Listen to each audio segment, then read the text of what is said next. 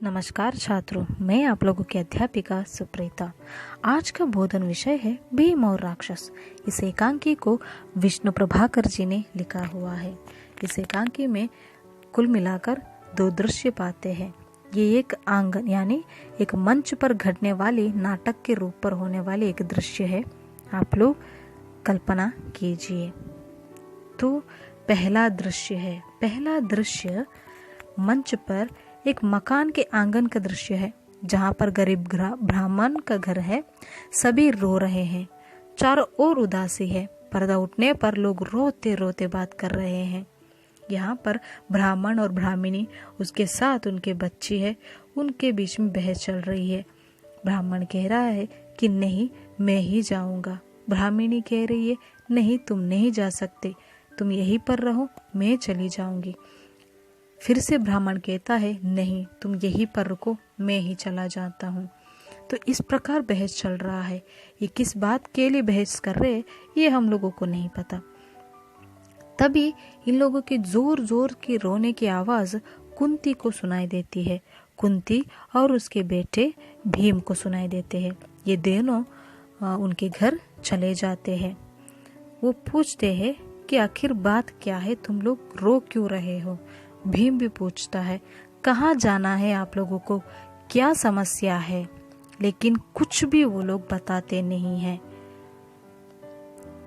उसके बाद ब्राह्मणी कहती है कि बता दो क्या बात है, कहकर उनको बता दो।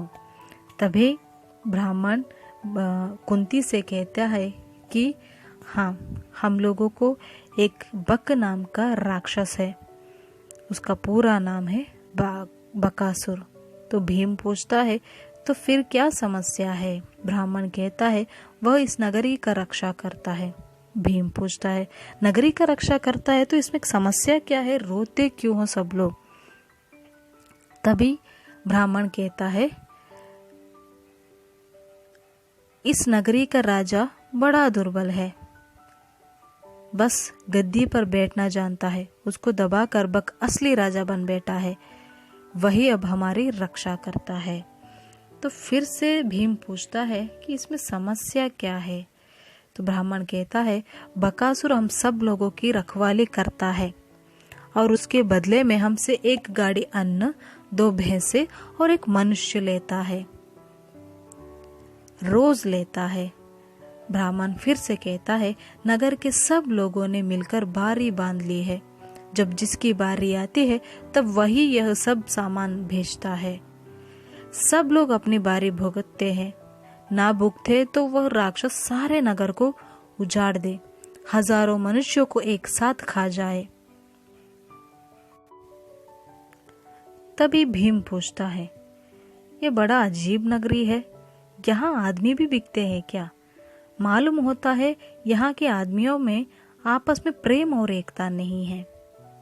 ब्राह्मण कहता है हाँ, यहाँ पर आदमियाँ बिकते हैं।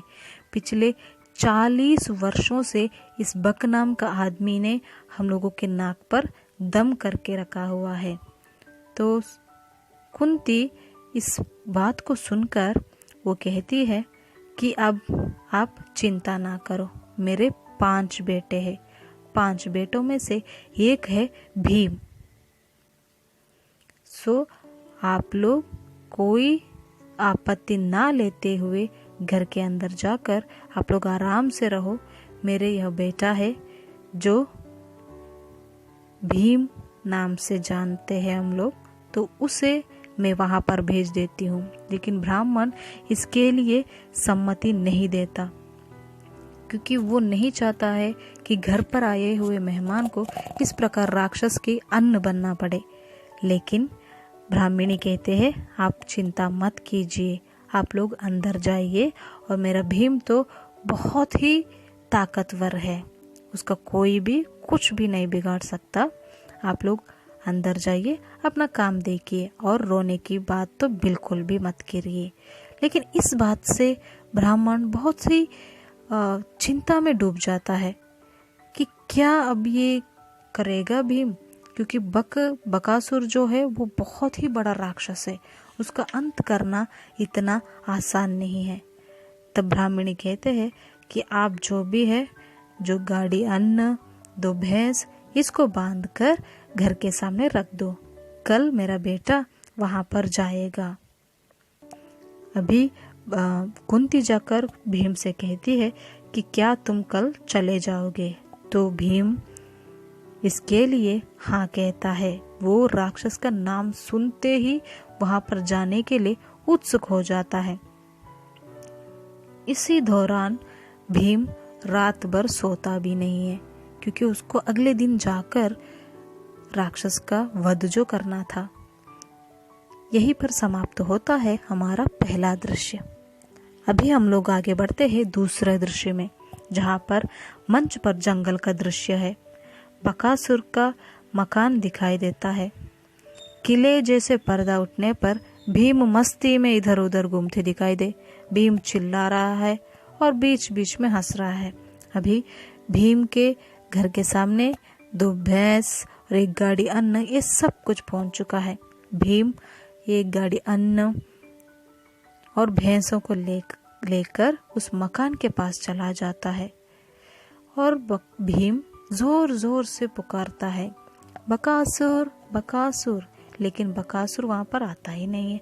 बकासुर अपने मकान से झांक कर देखता है। भीम अन्न खाकर बहुत जोर जोर से हंस रहा है। बकासुर कौन है ये? कोई जवाब वो नहीं देता। बकासुर आते समय भीम ने उसका कोई परिचय ना पूछते वो सिर्फ अन्न खा रहा था। बकासुर गुस्से में आकर कहता है कि बता दे तुम हो कौन? तुम मेरे भोजन क्यों खा रहे हो? भीम, यहाँ पर बकासुर नाम का कोई राक्षस है, क्या तुम जानते हो? ऐसा पूछता है। तब बकासुर कहता है कि मैं ही वह राजा हूँ। तो इस पर भी भीम बहुत ही मजाक उड़ाता है, जिससे गुस्सा भी आता है बकासुर को, जिसके वजह से बकासुर को बहुत गुस्सा आकर कहता है कि जबान संभाल कर बोलो, तो बकासुर से बातें कर रहा है, मेरी भैंसें कहाँ हैं? भीम कहता है, एक तो तू ही है, दूसरा मैं हूँ। बकासुर को गुस्सा आकर, ओ दुष्ट, तू ऐसा नहीं मानेगा, मैं अभी तुझे पानी पिलाता हूँ, साबुत ना चबा दिया तो बकासुर ना कहना।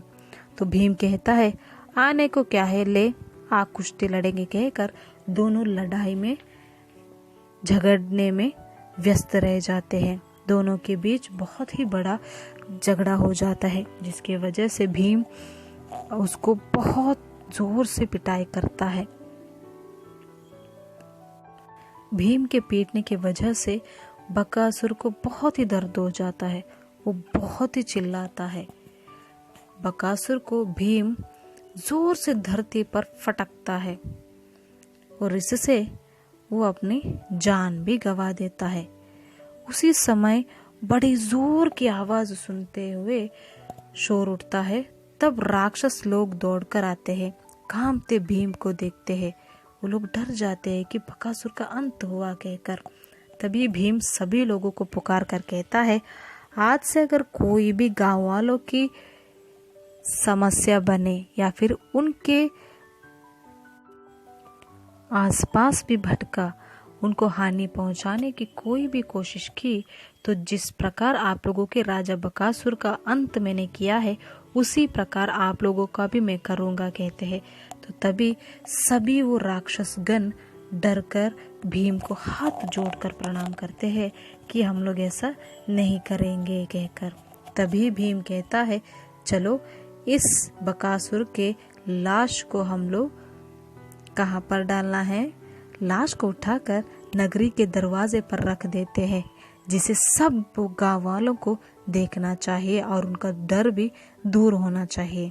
इसी प्रकार भीम बकासुर के लाश को लेकर नगरी के दरवाजे पर रख देता है। वे डरते डरते भाग जाते हैं। यहीं पर खत्म होता है हमारा दूसरा दृश्य। इसी के साथ मैं भी आप लोगों से विदा लेती हूँ। धन्यवाद।